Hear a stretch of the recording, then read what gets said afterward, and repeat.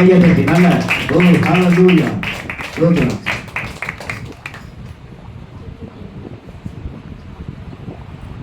ஹல்லேலூயா. Pastor சில அறிவிப்புகளை கொடுத்தார். புதிதாய் நம்முடைய திருச்சபைக்கு அப்படியா 5 முத்துக்களை ஆண்டவர் கொடுத்திருக்கிறார். அல்லேலூயா. அந்த முத்துக்களை பாதுகாக்க வேண்டியது நம்மளுடைய கடமை. அல்லேலூயா. எப்படி பாதுகாக்கணும்னு சொன்னாக்கா, அந்த முத்து நீங்க எடுக்கும் பொழுது எப்படி பிரயாசப்பட்டீங்களோ அதை பாதுகாக்கணும். எப்படி பாதுகாக்கணும்? உங்களுடைய சாட்சியின் நிமித்தம். அல்லேலூயா. இருக்கிறதான ஒவ்வொருத்தருக்குள்ள ஒவ்வொரு பிரச்சனை இருக்குது. கடந்த வாரத்தில் சொன்னது போலவே நீங்க எப்படி ரட்சிக்கப்பட்டீங்க, எப்படி இயேசுவை ஏற்றுக்கொண்டீங்கன்னு சொல்லி உங்களுடைய சாட்சி அவங்களை இன்னும் ஆவியில பலப்படுத்து, இன்னும் உயிர்ப்பிக்கும். அல்லேலூயா. சபை முடிஞ்ச உடனே யாரு அப்படியா போய்விட வேண்டாம். அவங்க இடத்துல பேசுங்க. அல்லேலூயா. அன்பு செலுத்துங்க. சபையில அப்படியா கர்த்தர் இன்னும் நிலைநாட்டி வைக்கும்படியாக அவங்களுடைய பேரு எல்லாம் கேட்டு அவங்களுக்காக இன்னும் நீங்க ஜெபம் பண்ணுங்க. கர்த்தர் உங்களை ஆசீர்வதிப்பாராக. இந்த வேலையில தூங்குறவங்க எல்லாம் ஒரு அல்லேலூயா சொல்லுங்க. தெளிவா தான் இருக்கிறீங்க. அல்லேலூயா. அப்படியா என்னோடு கூட திருப்பிக் கொள்ளுங்கள். மத்தேயு எழுதின சுவிசேஷ புஸ்தகம் அதனுடைய 13வது அதிகாரம் 19வது வசனத்தை ஒருவர் வாசிக்கலாம். ஒருவன் ராஜ்யத்தின் வசனத்தை கேட்டும் உணராதிருக்கும் பொழுது பொல்லாங்கான் வந்து அவனுடைய இருதயத்தில் விதைக்கப்பட்டதை பறித்துக் கொள்கிறான். அவனே வழியருக விதைக்கப்பட்டவன். அல்லேலூயா.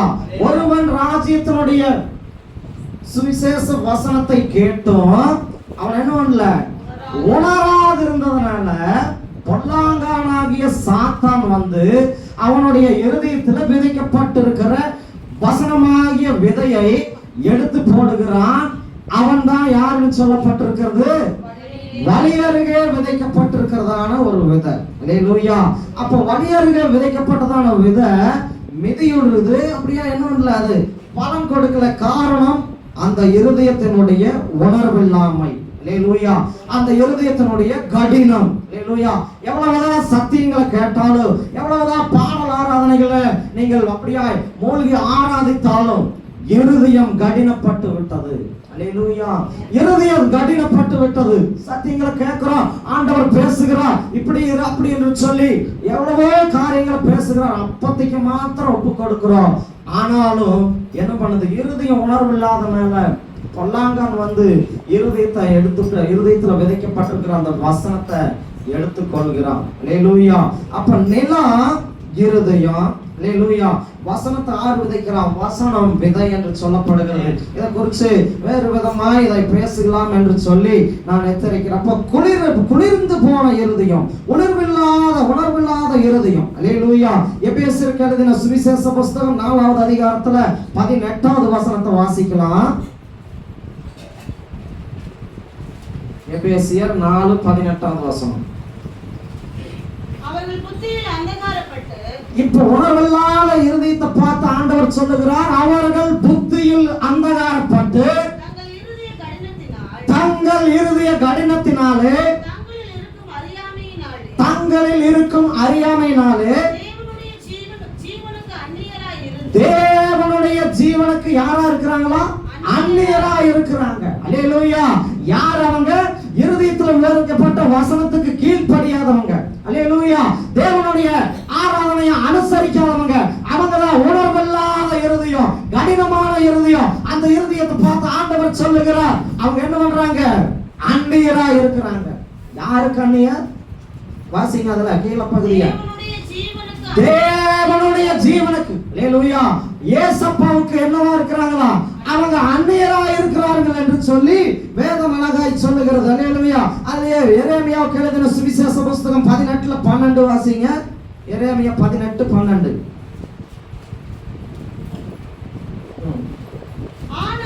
ஆனாலும் அவர்கள் அது கூடாத காரியம், நாங்க எங்களுடைய யோசனையின்படி தான் நடந்தோம். அவரவர் தம் பொல்லாத இருதயத்தினுடைய நாங்க அப்படித்தான், எங்களுடைய இருதயம் எப்படித்தான் அப்படித்தான் கடினத்தின் இருதயத்தின்படியே செய்வோம் என்கிறார்கள். அல்லேலூயா. சத்தியங்களை கேட்கறது உண்மை, ரட்சிக்கப்பட்டது உண்மை. அல்லேலூயா. ஆண்டவர் உங்களோட பேசுனது உண்மை, ஆண்டவர் உங்களுடைய குடும்பங்களை உயர்த்தி வைத்தது உண்மை. ஆனாலும் இருதயத்தின் கடினம். அல்லேலூயா. அது நிமித்தம் ஆண்டவர் உங்களை பார்த்து சொல்லுகிறார், தேவனுடைய ஜீவனுக்கு நீங்க எப்படி இருக்கிறீங்களா, அந்நியரா இருக்கிறீங்க. அல்லேலூயா. இப்ப வார்த்தை என்ன சொல்லுகிறது, நாங்க எங்க இருதயத்தின்படி தான் நடப்போம். அல்லேலூயா. எங்க இருதயம் எப்படி போதோ, என் மனம் எப்படி போதோ நான் அப்படித்தான் செய்வேன். எவ்வளவு சத்தியங்களை கேட்டாலும் நான் கீழ்ப்படிய மாட்டேன்னு சொல்லி கடின இருதயம் உள்ளவர்கள். அல்லேலூயா. அப்பா அவங்களுடைய இருதயத்தை தட்டுகிறார் இந்த நாள்ல. அல்லேலூயா. நான் வாசற்படியில் நின்று அப்படியே கதவை தட்டுகிறேன். ஒருவன் சத்தத்தை கேட்டு என்னோடு அப்படியே கதவை திறந்து கொடுத்தால் நான் அவனோடு பிரவேசிக்கிறேன் என்கிறார். இருதயத்தின் கதவை தட்டுகிறார். யாரெல்லாம் இருதயத்தை திறந்து கொடுக்கிறீங்களோ அப்பா பிரவேசிப்பார். அல்லேலூயா. எபிரேயருக்கு எழுதின நிருபம், எபிரேயர் 3வது அதிகாரம் 8வது வசனத்தை ஒருவர் வாசிங்க, இன்னொருவர் சகரியா 7:12. டைம்ல சீக்கிரமா. எபிரேயர் 3:8. வனாந்தரத்திலே கோபம் மூட்டின போதும் சோதனை நாளிலும் நடந்தது போல உங்களுடைய இருதயத்தை கடினப்படுத்தாதிருங்கள். கீழே, அங்கே உங்கள் பிதாக்கள் என்னை சோதித்து என்னை பரீட்சை பார்த்தார்கள். 40 வருஷ காலம் என்னுடைய கிரியையில் கண்டார்கள். ஆதலால் நான் அந்த சந்ததியை ஆரோசித்து அவர்கள் எப்பொழுதும் வழுவி போகிற இருதயமுள்ள ஜனம் என்றும் என்னுடைய வரிகளை அறியாதவர்கள் என்றும் சொல்லி அப்பாவுடைய இளைப்பாறுதல அப்படிப்பட்ட கடினமுள்ள இருதயம் உள்ளவங்க என்ன பண்ண முடியாதா, இளைப்பாறுதல பிரவேசிக்க முடியாது. அல்லேலூயா. எவ்வளவுதான் சத்தியங்களை கேட்டாலும் வார்த்தைகள் உங்களை நோக்கி புறப்பட்டு வந்தாலும் நான் என்னுடைய மனதின்படிதான் செய்வேன், இருதயத்தின்படிதான் செய்வேன். அந்த இருதயத்தினுடைய கடினம் என்ன சொல்லுகிறது, பிதாக்கள் செய்தது போல வனாந்தரத்துல கோபம் ஊட்டினது போல எனக்கு கோபம் ஊட்டுறாங்க. அவங்க என்ன பண்ண முடியாது, என்னுடைய இளைப்பாறுதலாகிய பரலோகத்துல பிரவேசிக்க முடியாது. அல்லேலூயா. இருதயத்தினுடைய கடினம் உங்களை பரலோக வாழ்க்கைக்கு போக விடாம தடுத்து விடும். அல்லேலூயா. உங்களுடைய இருதயம் கர்த்தரிடத்தில் ஒப்பு கொடுத்து உண்மையா இருந்தா பரலோகத்துல பிரவேசிக்கலாம். என் வலது பக்கத்துல நிக்கிறவங்களை பார்த்து என் பிதாவின் வீட்டுல நீங்க என்ன பிரவேசிங்கன்னு சொல்லி ஆண்டவர் சேர்த்துக் கொள்வார். இருதயத்தினுடைய கடினம் பரலோகத்துல போக முடியாதபடி செய்து விடும். அல்லேலூயா. வசனம் அதைத்தான் சொல்லுது, என்னுடைய இருதயத்துல என்ன பண்ணுது, அப்படியே இளைப்பாறுதல் அவங்க பங்கடைவது இல்லை. அல்லேலூயா. சகரியா 7:12.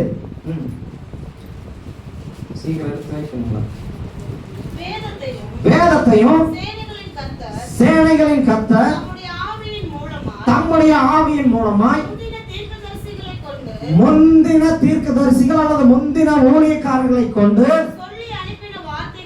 சொல்லி அனுப்பின வார்த்தைகளையும் கேளாதபடிக்கு தங்களுடைய இருதயத்தை வைரமாக்கினார்கள். ஆகையால் மகா கடும் கோபம் சேனைகளின் கர்த்தரிடத்திலிருந்து உண்டாயிருக்கிறது. அல்லேலூயா. இருதயத்தின் கடினம் நிமித்தம் ஆண்டவருக்கு மகா கோபம் வரும். அல்லேலூயா. யார்கிட்ட, சேனைகளின் கர்த்தருக்கு மகா கோபம் வரும். அல்லேலூயா. அதான் சொல்லுகிறது. அப்புறம் பிற்பாடு இது சொல்லுது, ரோமர் 2:5 அந்த கோபத்தின் நிமித்தம் ஆண்டவருடைய கோபத்தின் நிமித்தம் உங்களுடைய இருதயத்தின் கடினத்தின் நிமித்தம் என்ன நடக்கிறது, ரோமர் 2:5 உன் மன கடினத்திற்கும் குணப்படாத உன்னுடைய இருதயத்துக்கும் ஏற்றபடி தேவனுடைய தீர்ப்பு வெளிப்படும் தேவனுடைய கோபாக்கினை நாளிலே அங்க என்ன பண்ணுது, உனக்காக நீ என்ன பண்ற, கோபாக்கினையை குவித்துக் கொள்ளுகிற. அல்லேலூயா. இளைப்பாறுகிற இடத்தை ஆண்டவர் உனக்காக ஆயத்தம் பண்ணி வச்சிருக்கிறார். ஆனா நீ இருதயத்துல கடினத்தோடு, அல்லேலூயா, எவ்வளவுதான் சத்தியத்தை கேட்டாலும் நான் சத்தியத்துக்கு மாறாதான் நடக்க அப்படியா கீழ்ப்படிய மாட்டேன்னு சொல்லி அந்த இருதயத்தின் கடினத்தை பார்த்து சொல்லுகிறார். நீ என்ன பண்ணுவ, கோபாக்கினையத்தான் வாரிக்கொண்டு போவாய். இளைப்பாறுதல நீ பிரவேசிக்க முடியாது. அல்லேலூயா. இளைப்பாறுதல பிரவேசிக்க முடியாது. ஏன்னா நீ மனம் போன போக்குல கடினம் இருதயம் என்னெல்லாம் சொல்லுச்சோ அதன்படி கீழ்பட்டு போகிற, அப்பாவுக்கு கீழ்படுகல. அதனால என்ன பண்ணாரு, இளைப்பாறுதல நீ பிரவேசிக்க முடியாது. நீ என்ன பண்ணுவ, கடைசி நாள்ல ஆண்டவருடைய கோபாக்கனை நாளில நீ என்ன பண்ணுவ, கோபாக்கனையை தான் வாரிக்கொள்வ. அல்லேலூயா. கோபாக்கனையை வாரிக்கொள்வன்னு ஆண்டவர் சொல்லுகிறார். அல்லேலூயா. எரேமியா 16:12 வாசிங்க. இன்னொருவர் எசேக்கியா 18:31-32 மாத்திரம் கடைசியா எடுத்து வைங்க. எரேமியா 16:12. இப்ப வசனம் சொல்லுகிறது, நீங்கள் உங்கள் பிதாக்களை பார்க்கிலும் என்றா, உங்களுக்கு முன்னாடி ரட்சிக்கப்பட்டவங்களா இருக்கலாம், அல்லது உங்க தாயின் தகப்பனா இருக்கலாம், உங்களுடைய ஆவிக்குரிய தகப்பனா இருக்கலாம், பிதாக்களை பார்க்கிலும் அதிக கேடாக நடந்து கொண்டீர்கள். இதோ உங்களில் ஒவ்வொருவரும் என் சொல்லை கேளாதபடிக்கு உங்கள் பொல்லாத இருதய கடினத்தின்படி நடக்கிறீர்கள். ஆதலால் உங்களை இந்த தேசத்திலிருந்து நீங்களும் அல்லேலூயா, நீங்களும் உங்க பிதாக்களும் அறியாத தேசத்துக்கு என்ன பண்ணுவாரா, துரத்தி விடுவேன் என்கிறார். அல்லேலூயா. கீழே எசேக்கியா 31 பாசி டக்குனு 18:31-32. நீங்கள் கர்த்தருக்கு துரோகம் பண்ணின எல்லா துரோகங்களையும் புது இருதயத்தையும் இஸ்ரவேல் வம்சத்தாரே நீங்கள் ஏன் சாக வேண்டும், மனம் திரும்புங்கள், அப்பொழுதுதான் பிழைப்பீர்கள். சாகிறவனுடைய சாவை நான் விரும்புவதில்லை. அல்லேலூயா. அப்ப இருதயத்தினுடைய கடினத்தின் நிமித்தம் கோபாக்கின வரன்னு சொல்றாரு. இருதயத்தினுடைய கடினத்தின் நிமித்தம் பரலோகத்துல நீ பிரவேசிக்க முடியாதுன்னு சொல்றாரு. நீ என்ன பண்ற, உன்னுடைய பிதாக்களை பார்க்கலாம் மகா கிருமலவனாய் மகா கேடுள்ளவனாய் அவனுடைய இருதயம் இருக்கிறது. அதை என்ன அர்த்தம் சொல்லுது அந்த வசனம் கடைசியா, நீங்கள் மனம் திரும்புங்கள், அப்பொழுது பிழைப்பீர்கள். நீங்கள் ஏன் சாக வேண்டும் என்று மேல் வசனம் சொல்கிறது. அல்லேலூயா. கோபாக்கினால இருதயத்தின் கடினத்தினால நீங்க ஏன் சாக வேண்டும். அல்லேலூயா. பாபியா என்ன பண்றீங்க, உங்க இருதயத்தின் கடினம் என்ன பண்ணுது, அப்பாவை துதிக்க வைக்காது. இருதயத்தின் கடினம் அப்படியே ஜெபம் பண்ண விடாது. இருதயத்தின் கடினம் ஆலயத்துக்கு கொண்டு வந்து உண்மையா இருக்க விடாது. இருதயத்தின் கடினம் உன்னுடைய பிள்ளைகளை கர்த்தருக்குள்ள நல்ல வழியில நடத்தலாம்னு நினைக்க விடாது. வாழ்வு கூட்டத்துக்கு நான் போறேன்னு சொல்ல அந்த ஆத்மா, நீ போக வேண்டாம், உன்னுடைய இருதயத்தின் கடினம். அல்லேலூயா. நான் ஆலயத்துக்கு போறேன்னு சொல்ல, நீ அப்ப அங்க போய் என்ன பண்ற, இங்க சாப்பாடு செய்ய, இருதயத்தின் கடினம். அல்லேலூயா. பரலோகத்துல பிரவேசிக்க விடாது. அல்லேலூயா. இருதயத்தின் கடினம் கோபாக்கினை வாரிக்கொள்ளும். அல்லேலூயா. இருதயத்தின் கடினம் நீ ஏன் சாக வேண்டும் என்று சொல்லி வார்த்தை வருகிறது. அல்லேலூயா. ஏன் சாக வேண்டும். அல்லேலூயா. உதாரணத்துக்கு யாத்திராகமத்தின் புஸ்தகத்துல பார்க்கிறோம், அங்கே மோசே இஸ்ரவேல் ஜனங்களை வழி நடத்திட்டு வர்றாரு. ஈசாக்காயாவுக்கு தெரியும், அவர் அதிகமா பைபிளை படிச்சதுனால சொல்றேன். அல்லேலூயா. அங்க என்ன நடக்கிறது, பார்வோனுடைய இருதயம் அங்க கடினப்பட்டு இருக்குது. அல்லேலூயா. முதல்ல போய் என்ன பண்றாரு, என் தேவனை ஆராதிக்க விடுன்னு சொல்லி மோசே மூலமா ஆண்டவர் பேசுகிறார். பார்வோன் இடத்துல போய் என்ன பண்ணு, என்னுடைய ஜனங்களை நீ ஆராதிக்க விடுன்னு சொல்றான். முதல்ல என்ன பண்றான், பார்வோன் கொஞ்சம் கொடுக்குறேன்னா நான் விட்டுறேன்னு சொல்றான். ஒரு முறை இல்ல, 2 முறை இல்ல, 4 முறை. அல்லேலூயா. 4 முறை பார்வோனுடைய இருதயம் கடினப்பட்டு விட்டது. அல்லேலூயா. முதல்ல கீழ்ப்படிவா, முதல்ல சம்மதிப்பான், அப்புறம் என்ன கடினப்பட்டுரும். நீங்களும் நானும் பார்வோனை போலதான். அல்லேலூயா. வசனம் வர்றப்ப கீழ்ப்படிறோம், வீட்டுக்கு போனா வேற மாதிரி. அல்லேலூயா. வசனம் வர்றப்ப ஒப்பு கொடுக்கிறோம், உலகத்துல போனா வேற மாதிரி. அல்லேலூயா. வசனம் இருதயத்துக்குள்ள வேர்கொள்ளல, காரணம் இருதயத்தின் கடினம்.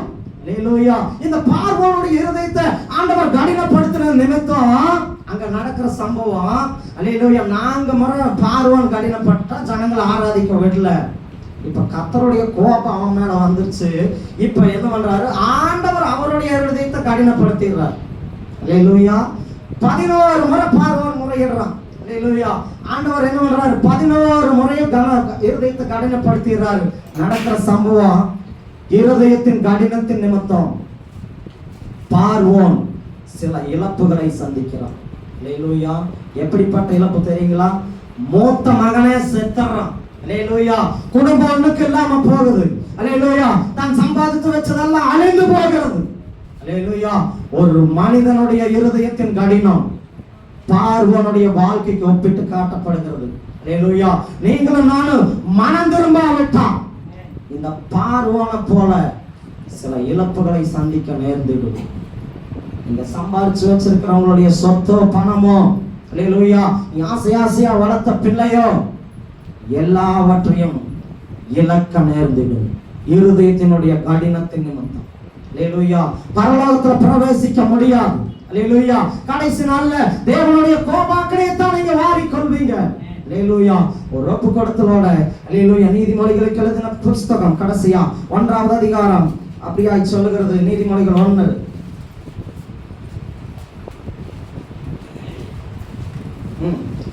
25 தொடர்ந்து வாசிங்க. மேல 23 இருந்து.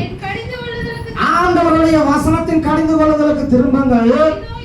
இதோ என் ஆவியை உங்களுக்கு அருளுவேன், என் வார்த்தைகளை உங்களுக்கு தெரிவிச்சிருக்கிறேன். நான் கூப்பிட்டு நீங்கள் கேட்க மாட்டோம் என்கிறீர்கள். ஆண்டவர் அவருடைய கையை நீட்டியும் கவனிக்கிறவன் ஒருவனும் இல்லை. ஆண்டவர் சொல்லுகிற எல்லா ஆலோசனைகளையும் நீங்கள் தள்ளி அவருடைய கடிந்து கொள்ளுதலை என்ன பண்றீங்க? வெறுத்தீர்கள். ஆகையால் ஆண்டவர் என்ன சொல்கிறார்? ஆகையால் நானும் உங்களுடைய ஆபத்து காலத்தில் நகைத்து நீங்கள் பயப்படும் காரியம் வரும்போது ஆகடியம் பண்ணுவேன். அல்லேலூயா. ஆகடியம் பண்ணுவேன் என்று சொல்லுகிறார். அப்புறம் கீழே வாசிங்க. நீங்கள் பயப்படும் காரியம் பூசல் போல வரும்போது, ஆபத்து சூறாவளி போல உங்களுக்கு நேரிடும் போது, நெருக்கமும் இடுக்கணும் உங்கள் மேல் வரும்போது ஆகடியம் பண்ணுவேன். அப்பொழுது என்னை நோக்கி அவங்க கூப்பிடுவாங்க. இப்ப துன்பம் வந்துருச்சு, இழப்பு வந்துருச்சு, சொத்தெல்லாம் அழிஞ்சு போயிருச்சு, இப்ப வியாதி வந்துருச்சு, சரீரத்துல சில பலவீனங்கள் எல்லாம் ஆண்டவர் பார்வோனுக்கு அனுமதிச்ச மாதிரி உங்களுக்கு அனுமதிச்சுட்டாருன்னு வைங்க. அல்லேலூயா. பார்வோனுக்கு என்ன 4 முறை பார்வோன் இருதயத்தை கடினப்படுத்தினான். அல்லேலூயா. நம்மளை ஆண்டவர் எத்தனை முறை நம்ம கடினப்படுத்தி இருக்கிறாங்க. அல்லேலூயா. ஆண்டவர் நம்மளுக்கு இருதயத்தை திறக்காம கடினப்படுத்தி இருந்தா இங்க ஒருவருக்கும் கூட இன்றைய நாள்ல ஜீவனோடு இருந்திருக்க முடியாது. அல்லேலூயா. ஆண்டவர் என்ன பண்ணாரு பாரு. அப்ப என்ன சொல்லுகிறது? கீழே வாசிங்க. அதை தொடர்ந்து அவர்கள் என்னை நோக்கி கூப்பிடுவார்கள், நான் மறுஉத்தரவு கொடுக்க மாட்டேன். இப்ப துன்பம் வந்ததுக்கு அப்புறம் அதிகாலையில நெடுமுழங்கால நின்று என்னை பார்ப்பாங்க, என்னை காண மாட்டார்கள். அவர்கள் என்னுடைய அறிவை வெறுத்தார்கள். கர்த்தருக்கு பயப்படுதல் இன்னதென்று சொல்லி தெரிந்து கொள்ளாமல் போனார்கள். என்னுடைய ஆலோசனைகள் எல்லாம் அவர்கள் விரும்பவில்லை. என்னுடைய கடிந்து கொள்ளுதலாகிய வசனத்தை எல்லாம் என்ன அஷ்டை பண்ணினார்கள். ஆகையால் அவர்கள் தங்களுடைய வழியின் பலன் எதுவும் அதை புசிப்பார்கள். தங்கள் யோசனைகளினாலே தங்களுடைய இருதய கடினத்தினாலே திருப்தி அடைவார்கள். அவர்களை கொல்லும். மூடரின் நிர்வசாரம் அவர்களை அழிக்கும். ஆண்டவருக்கு செவி கொடுக்கிறவன் எவனோ அவன் விக்கிரமின்றி வாசம் பண்ணி ஆபத்துக்கு பயப்படாமல் அமைதியாயிருப்பான். அல்லேலூயா. அப்ப விக்கிரமின்றி வாசம் பண்ணணும்னு சொன்னா உங்கள் இருதயத்தினுடைய கடினம் உடைக்கப்பட வேண்டும். விக்கிரமின்றி அவர் சமூகத்துல இளைப்பாற வேணும் என்றால் அவருக்கு செவி கொடுக்க வேணும். அவருக்கு செவி கொடுக்கிறவன் ஆபத்தை கண்டு பயப்படாமல் அமைதலாயிருப்பான். அல்லேலூயா. ஒரு அப்படியாய் முழங்கால் படிட்டு காலாந்தில் அப்படியா நேரம் போதாதபடினால் அதை சுருக்கி சொல்லி இருக்கிறேன். அல்லேலூயா. இருதயத்தினுடைய கடினம் பரலோக வாழ்க்கைக்கு நேராய் போகாதபடி உங்களை தடுத்துவிடும். அல்லேலூயா. இருதயத்தினுடைய கடினம் கோபாக்கனைய வாரிக்கொள்வீங்க. ஹல்லேலூயா. இருதயத்தினுடைய கடினம் பார்வோன் இழப்புகளை சந்திச்சது போல சில ஆசீர்வாதமான இழப்புகளை நீங்க சந்திக்க நேர்ந்துடும். ஹல்லேலூயா. தேவ ஜனமே, எத்தனைதான் வசனங்களை கேட்டாலும் ஆராதனையை சரியா அனுசரிக்கிறது இல்லை. 8 மாசம் ஆயிடுச்சு. ஹல்லேலூயா. நீங்க முகம் கோண வேண்டாம். அன்பா சொல்றேன், 8 மாசம் ஆயிடுச்சு. கொஞ்சம் யோசிச்சு பாருங்க, தனி ஜெபங்கள் இருக்குதா குடும்பத்துல? இல்ல. ஹல்லேலூயா. உபவாச கூடுகை இருக்குதா? 8 மாசம் ஆயிடுச்சு. சபையில ஒரு உபவாச கூடுகை ஆகஸ்ட் 15 கடந்த வருடங்கள் எல்லாம் பார்த்தா மூத்த அப்படியா ஈசாக்கையா சாலமோ எல்லாம் இருக்கிறீங்க. என்ன பண்ணுவீங்க? ஆகஸ்ட் 15 நம்ம உபவாசிக்கலாம், சபையாய் உபவாசிக்கலாம்னு சொல்லி முன் வருவார்கள். எல்லா திருச்சபையிலையும் ஆராதனை நடந்தது. நம்மளுடைய திருச்சபை அந்த நாள்ல வெறுமையாயிருந்தது. காரணம் இருதயத்தினுடைய கடினம். ஹல்லேலூயா. இருதயத்தினுடைய கடினம். ஆவில நீங்க பலப்பட வேணும் என்கிற கருத்து இந்த வார்த்தைகளை சொல்லுகிறேன். ஹல்லேலூயா. இப்ப இருதயத்தின் கடினம் பார்வோனை என்ன பண்ணுச்சு? ஆண்டவர் அப்புறம் கடினப்படுத்திட்டார். ஹல்லேலூயா. இப்ப நம்ம கடினமா இருக்கலாம், ஆண்டவர் கொடுக்கறதுல கடினம், கொடுக்க முடியாது என்று சொல்லி ஆண்டவர் இடத்துல ஜெபிக்கிறதுல ஒரு கடினம், இல்ல வேலை ஸ்தலங்களுக்கு போனா டயர்டு படுத்துக்கிற கடினம். ஹல்லேலூயா. அந்த கடினத்தை வேலை ஸ்தலங்களுக்கு போகும்போது காட்டினா பரவாயில்ல. ஹல்லேலூயா. எவ்வளவு ஆர்வமா போற சபைக்கு அவ்வளவு ஆர்வமா வரணும் இல்ல. 8 மணிக்கு 9 மணிக்கு அல்லது காலையில எழுந்த உடனே ஹல்லேலூயா ஃப்ரீ பஸ் ஓடிடும். ஏன்னா இலவசமா போய் வேலை செய்யலாம், ஃப்ரீ பஸ் ஓடிடும்னு சொல்லி அவ்வளவு ஆர்வமா நம்மளுடைய உலக வேலைக்கு முக்கியத்துவம் கொடுக்கிறோம். ஆனா 16 பஸ் நம்மளை கடந்து போனாலும் ஆராதனைக்கு டைம் பார்ப்போம். ஹல்லேலூயா. இப்ப போனா ரவிதான் பாடிட்டு இருப்பான், ஓசாதான் கத்திட்டு இருப்பாங்க. ஹல்லேலூயா. அந்த வாலிப பிள்ளைகள் அவங்களுக்கு வேலை இல்லை, அவங்க தான் பாடிட்டு இருப்பாங்க. அடுத்த பஸ்ல போனா போதும், அதுக்கு அடுத்த பஸ்ல போனா எத்தனை பேருந்துகளை நீங்க விடுறீங்க. ஹல்லேலூயா. ஒரு உண்மை சம்பவம் சொல்லுகிறேன். ஒரு ஊழியக்காரர் அப்படியா ஒரு நகைச்சுவை நடிகர் ஒருத்தர் என்ன பண்ணாரா, அப்படியா தன்னுடைய நகைச்சுவையினால பலரை சிரிக்க வைப்பாராம். பலரை சிரிக்க வைத்து அந்த நபர் ஒரு நாள் அப்படியே பிரயாணப்பட்டு நின்றுட்டு இருந்த அந்த பஸ் ஸ்டாப்ல ஒரு கம்ப்யூட்டர் இருந்துச்சான். அந்த கம்ப்யூட்டர்ல போய் ஏறி நின்று கம்ப்யூட்டர் சொல்லிச்சு, அவனுடைய பெயர் ராமசாமி, நீ சென்னையில இருந்து என்ன பண்ற, இங்க வந்திருக்கிற உன்னுடைய பணியை முடிச்சுட்டு நீ மறுபடியும் சென்னைக்கு திரும்புறன்னு சொல்லி உண்மையை சொல்லிச்சான் அந்த கம்ப்யூட்டர். இந்த நபர் என்ன பண்ணாரா, நான் எத்தனை பேரை ஏமாத்துறவன், இந்த கம்ப்யூட்டர் நான் ஒரு முறையாவது ஏமாத்தணும்னு சொல்லி மாறு வேடத்துல எல்லாம் போய் என்ன பண்றது, ட்ரெஸ் சேஞ்ச் பண்ணிட்டு வந்து மறுபடியும் அந்த கம்ப்யூட்டர்ல ஏறி நிக்கிறது. அந்த கம்ப்யூட்டர் மீண்டும் மீண்டும் உன்னுடைய பெயர் ராமசாமி, நீ உன்னுடைய பணிக்காக இங்க வந்தா மீண்டும் திரும்பி உன்னுடைய இல்லத்துக்கு திரும்ப இருக்கிறேன்னு சொல்லி மீண்டும் உண்மையாவே சொல்லுச்சு.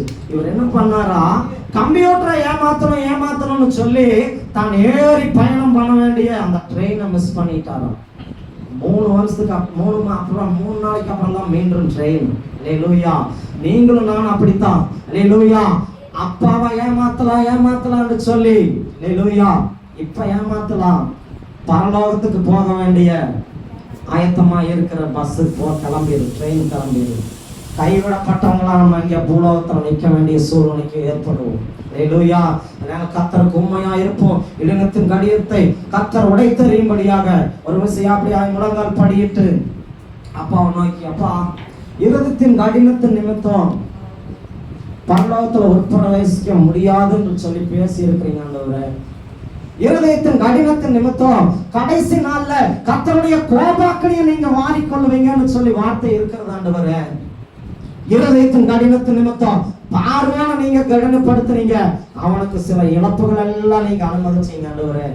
அப்படிப்பட்டதான இழப்புகள் எங்களுக்கு நேர்ந்திடக்கூடாது அப்பா, எங்களுடைய சபையாருக்கு நேர்ந்திடக்கூடாது ஆண்டவரே.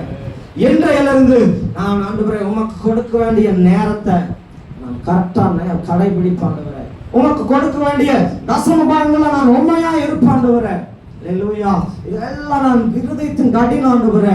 பொல்லாங்கான் வந்து விதையாகிய வசனத்தை இருதயத்திலிருந்து எடுத்து போடுகிறான். ஹல்லேலூயா. வழியருகே விதைக்கப்பட்டிருக்கிற வசனமாய் விதையாய் நான் போய்விடக் கூடாது ஆண்டவரே. பலன் தருகிற நிலமாய் இருக்கணும், பலன் தருகிற விதையா இருக்கணும் ஆண்டவரே. ஆண்டவரே என்னை ஆசீர்வாதமாய் மாற்று ஆண்டவரே. நான் இருதயத்தை ஒப்பு கொடுக்கிறேன்னு சொல்லி உள்ளத்திலிருந்து எதிர்பார்க்கும் முடிவுகளை என் வாழ்வில் அளிப்ப